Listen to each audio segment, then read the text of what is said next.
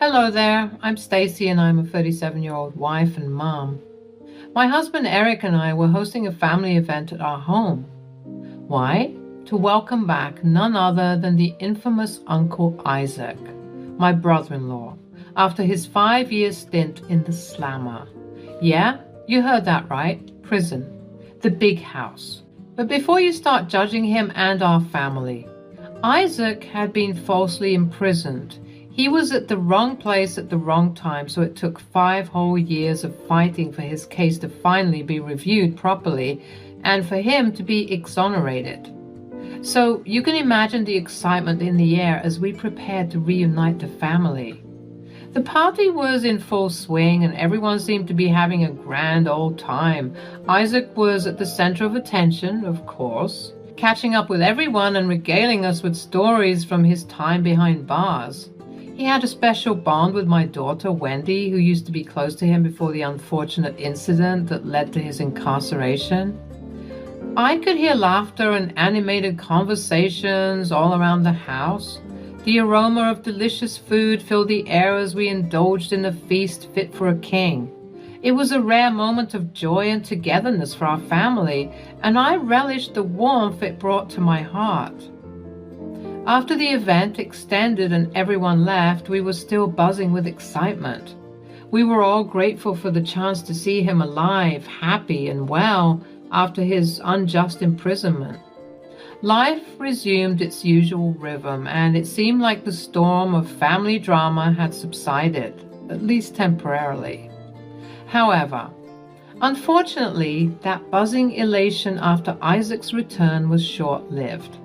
A couple of days after the event, as I sat in the living room engrossed in a book, Wendy burst through the door with a look of fear and anger etched across her face.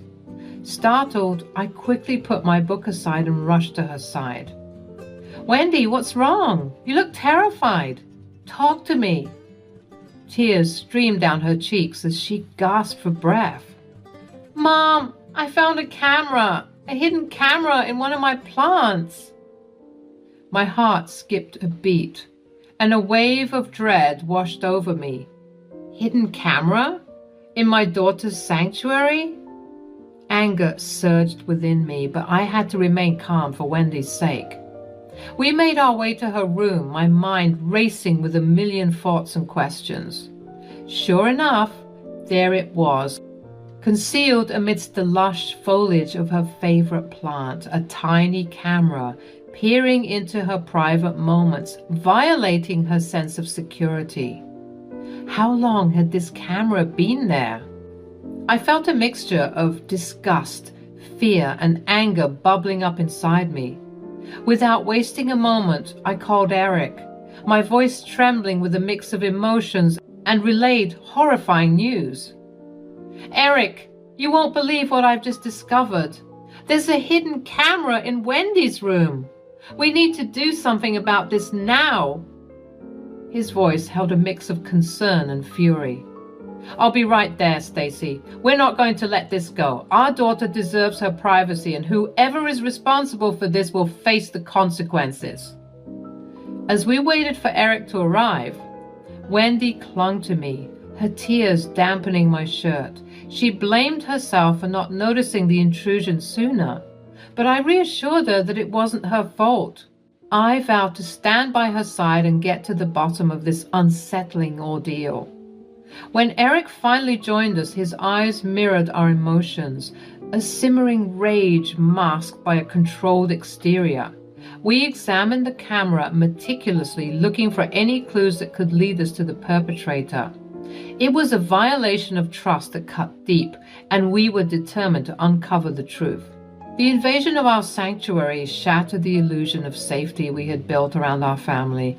We had to act swiftly, not only for our daughter's well-being, but also to protect our sense of security, because if Wendy found one camera in her room, who knows how many other cameras could have been lurking around our abode. "We won't rest until we find out who did this, Wendy. Don't you worry." "Thanks, Mom. If you don't mind, could I please take a nap in the guest room? I don't feel comfortable in mine, and I'm exhausted right now." Of course, my baby. Do what makes you feel comfortable. I'm so sorry. Wendy trudged to the guest room, undoubtedly wanting some alone time after her privacy had been invaded so maliciously. I mean, who would do such a thing? We'll review the footage, gather any evidence we might find, and involve the authorities if necessary. No one messes with our family like this. Although I was shaken, I found solace in our united front. Eric and I sat down in the quiet of our living room, the weight of the situation hanging heavy in the air. Our minds whirled with thoughts, trying to piece together the puzzle of who could have planted the hidden camera in Wendy's room. As we explored the possibilities, one name surfaced and lingered: Isaac. I began cautiously, trying to keep my voice level. It's hard to ignore the timing. The camera was most likely planted during the family gathering. And who had the opportunity? Isaac. Stacy, you can't seriously think Isaac would stoop so low. Yes, he made some mistakes in the past, but he's not a creep. He's my brother, for crying out loud. I understood Eric's reaction. Family ties run deep, and the idea of suspecting one's kin of such a violation is unfathomable. However, I couldn't ignore the pieces of the puzzle that seemed to align with Isaac's presence during the family gathering. Prison changes people, and the prolonged interactions between Wendy and Uncle Isaac were ringing alarm bells in both Eric and me, even if Eric was too stubborn to admit it. Gathering my thoughts, I spoke gently but firmly. Eric, I know it's difficult to consider, but we have to face the facts. He spent a significant amount of time with Wendy during the gathering, suggesting somewhat of an interest in her. And let's not forget that he just came out of prison. People change, and their actions can be influenced by their experiences.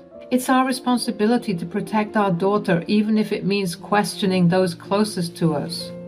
Eric's shoulders slumped as the weight of the situation bore down on him. He looked torn between loyalty and the cold, hard facts. Slowly he nodded, his voice tinged with a mix of resignation and discomfort. I don't want to believe it, Stacy, but you're right. The timing is uncanny and it's hard to ignore. We need to find out the truth, for Wendy's sake. The thought of confronting Isaac about this betrayal gnawed at our conscience, but it had to be done. The sanctity of our home and the well-being of our daughter depended on it.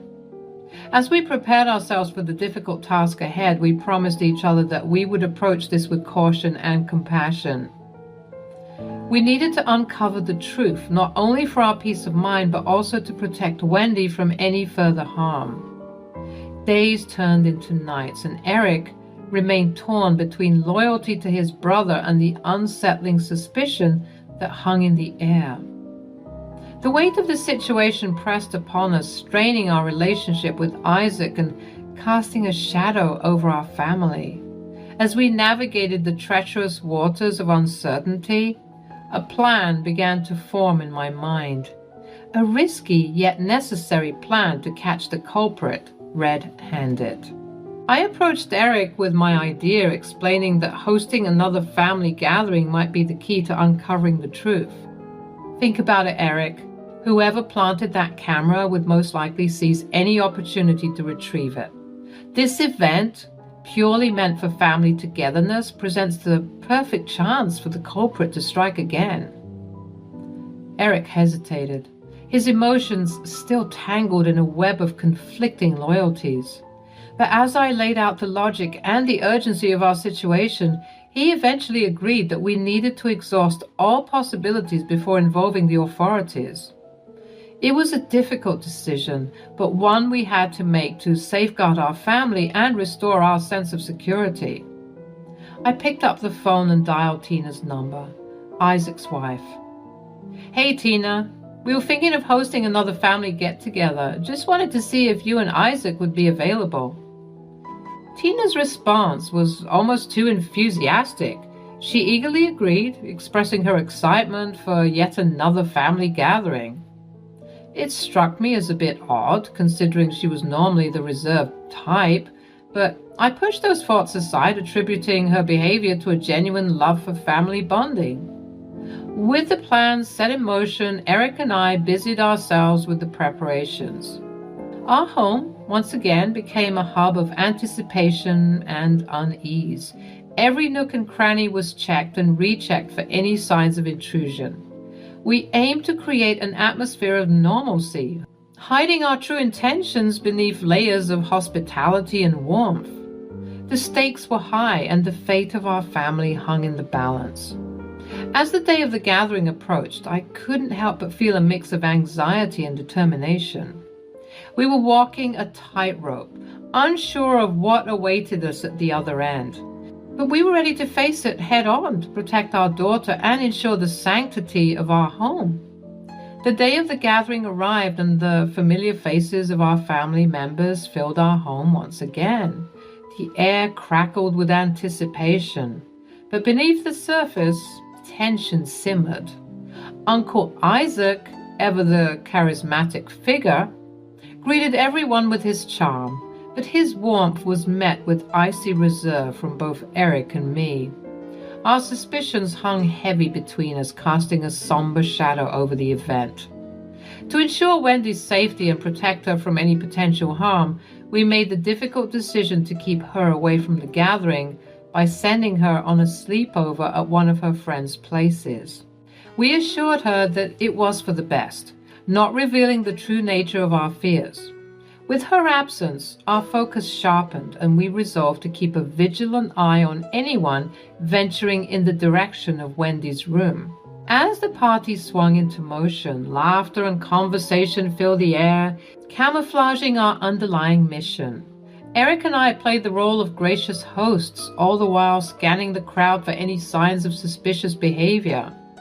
Our sleuth game was on point. The night progressed, the rhythm of music and dance providing a backdrop to our hidden agenda. Amidst the festivities, I couldn't help but notice Tina's peculiar movements. She frequently excused herself, disappearing into the bathroom with a sense of urgency. My instincts sharpened, and I couldn't shake off the nagging feeling that something was amiss. Curiosity getting the better of me, I decided to approach her. As Tina made her way towards the bathroom once again, I followed discreetly, my heart pounding in my chest. To my surprise, instead of entering the bathroom, she veered off into Wendy's room. Panic welled up inside me, and I knew I had to confront her to unearth the truth hidden within the depths of her actions. Stepping forward, I called out her name. My voice held a mix of accusation and concern, mirroring the conflicting emotions swirling within me. "Tina, what are you doing in Wendy's room?" Startled, Tina turned around. Her eyes darted around the room, searching for an escape, but there was nowhere to hide from the truth. The silence between us grew heavy, pregnant with unspoken accusations. "I asked you a question, Tina. What are you doing in my daughter's room?" Tina's composure cracked, and tears welled up in her eyes. Her voice trembled as she stated, "I was just looking for Wendy. I was surprised that she didn't join us for the festivities this time." "You were looking for her in her drawers?" Tina looked down to find her hands still firmly planted and frozen in the drawer that she was rummaging through. I can explain." "Save it." The one person we least expected, the one we had defended vehemently, had betrayed our trust. The room spun with a mixture of disbelief and disappointment. At that moment, I beckoned over to Eric, who was not too far from me, and he hurried over, assuming that we had caught Isaac in Wendy's room. But his jaw dropped when he saw that it was Tina. "You planted that camera, didn't you? Why, Tina? Why would you do such a thing?" Eric wasted no time and called Isaac over to Wendy's room, his voice firm and commanding. Isaac, sensing the urgency in his brother's tone, hurriedly made his way to the room. Confusion etched on his face. He asked, "What's going on?" As Isaac entered the room, his eyes fell upon Tina, tears streaming down her face. Before he could utter another word, Eric quietly closed the door behind us, shielding the rest of the party from the unfolding drama. I took a deep breath, her voice steady as she began to explain everything. I recounted the shocking discovery of the camera in Wendy's room, the hidden invasion of their privacy that had shattered their trust. Her words hung in the air, heavy with the weight of the truth. "We organized this gathering, Isaac, to catch the person responsible for planting the camera. And, in all honesty, we suspected you initially." "I'm so sorry, bro. I never should have doubted you. I just thought with prison and all." "Stop. It was mainly me who accused you, Isaac. I'm so sorry.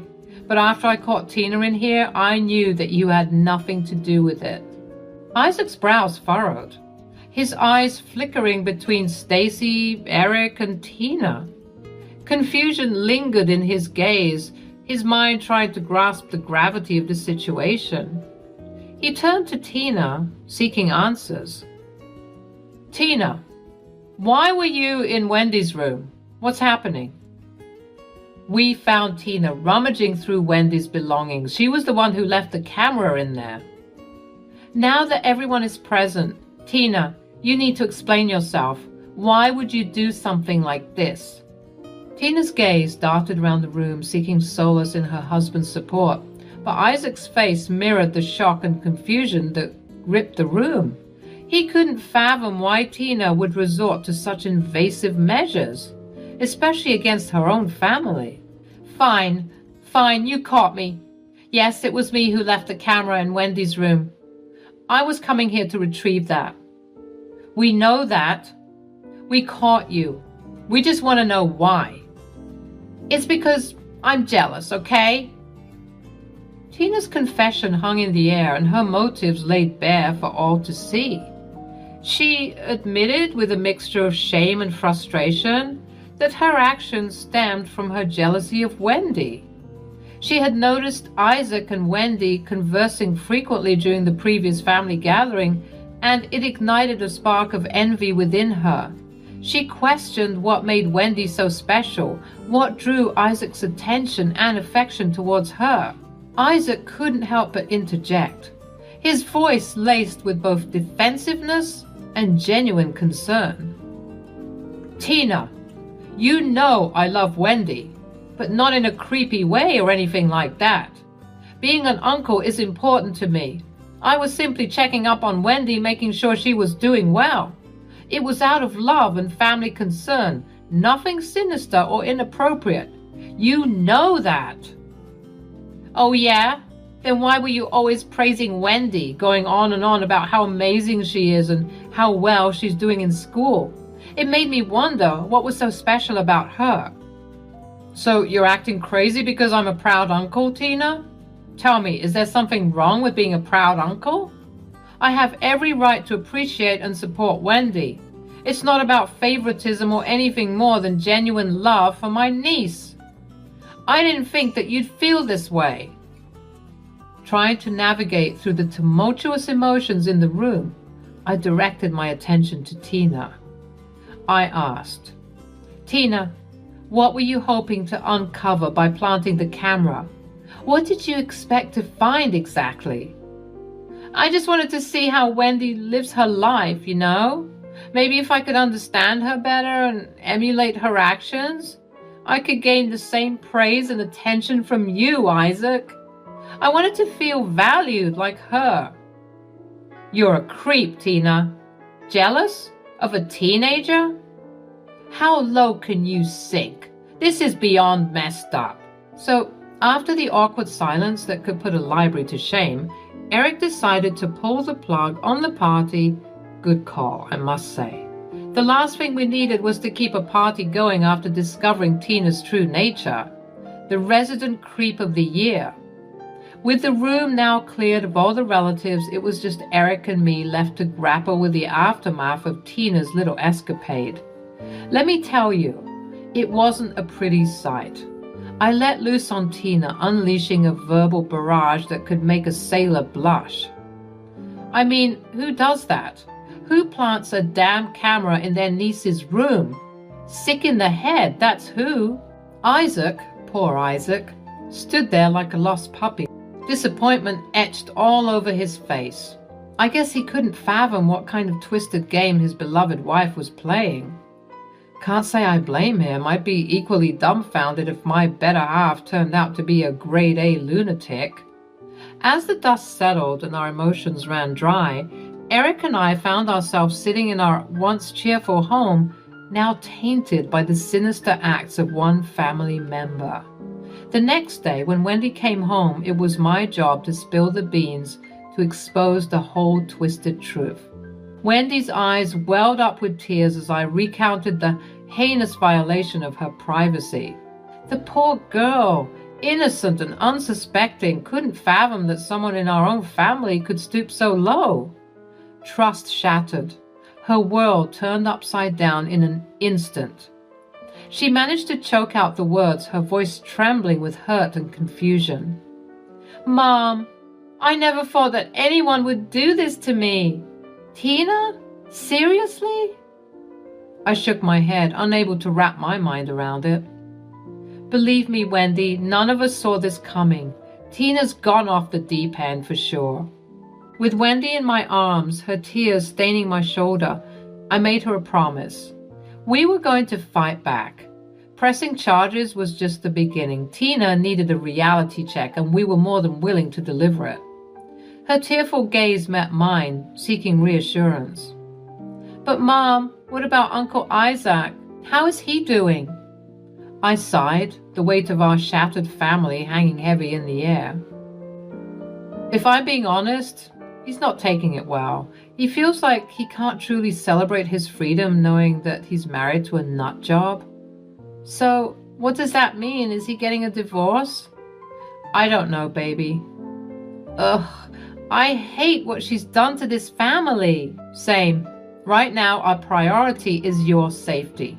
We're getting a restraining order against Tina, so she won't even dare to think about crossing your path again." We are in the process of pressing charges and obtaining a restraining order against Tina, the camera-wielding menace. Meanwhile, the once inseparable bond between Isaac and our family remains strained, shattered by the weight of this unimaginable betrayal. It's a painful and awkward silence that hangs between us, a reminder of the depths to which one person's jealousy can sink. But through it all, we remain steadfast, determined to rebuild, to heal, and to find solace in the love and support of those who truly matter. The road to recovery may be long and arduous, but we are ready to face whatever lies ahead, armed with the knowledge that our family's strength will prevail.